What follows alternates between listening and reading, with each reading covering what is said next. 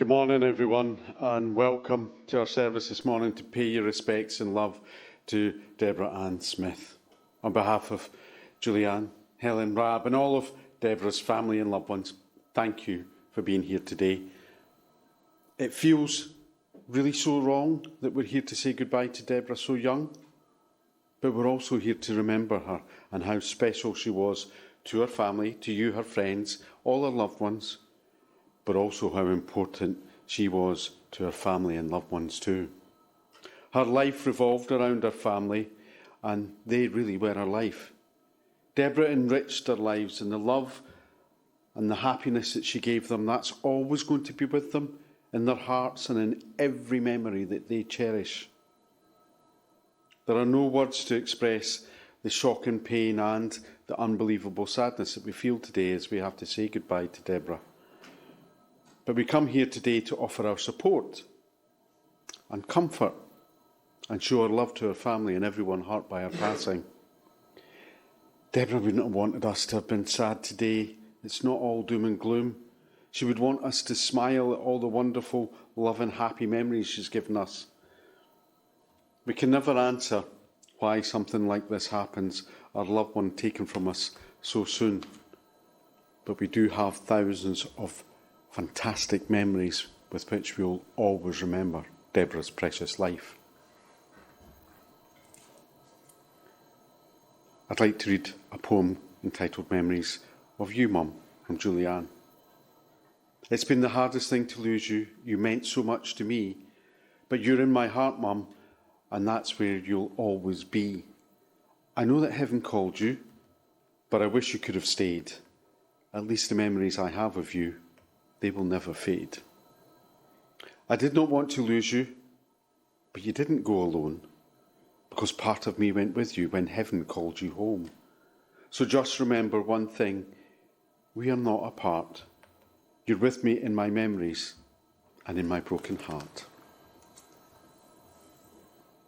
Deborah was born in Kirkcaldy on January 12, 1970, to her mum Ina, and was a sister of Helen. She was raised along with Helen by her mum and Rab in the Smeaton area of Kirkcaldy, where she began school at Pathhead Primary and then went on to attend Viewforth Forth High School. However, Deborah didn't enjoy it, and she wasn't long there before she decided to transfer to Cowdenbeath High. But Deborah was quiet, but like all of us, she could have her moments full of fun and mischief. Outside of school, she and Helen joined the Brownies, but because they were always up to nonsense, they had to leave because they were kicked out. And from being a young girl all her life, Deborah was a Rangers fan and Rangers daft, and you can see her on the front of your order of service with Nacho Novo. It's great to see Sharon wearing a Rangers top instead of the other green and white top she usually wears.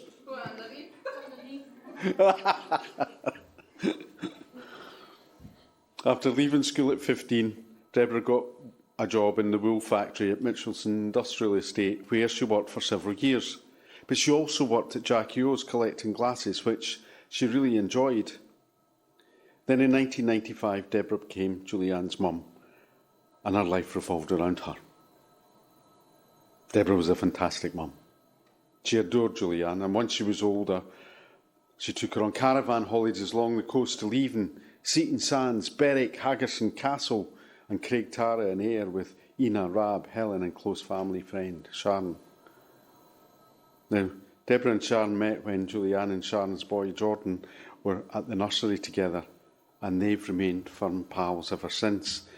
They've always been up for a laugh and some sort of mischief and nonsense, and Deborah missed Sharon so much after she moved to Wales. And Sharon wanted me to say the next few words for her. It's Valentine's Day today, and I think Deborah would have liked that. Not because she loved getting cards or even sending them, and definitely not sending them, and truthfully not even getting them, but because there was a lot of love in her heart. She loved Tina Turner, she loved Wolves, and she loved Glasgow Rangers, but above all, she loved her family. Her daughter Julianne was her pride and joy, and I've never seen sisters as close as Deborah and Helen. When Nina died 2 years ago, a wee piece of Deborah went with her. I can smile thinking about them being reunited, Deborah saying, "I'm here now, Mum," and Nina looking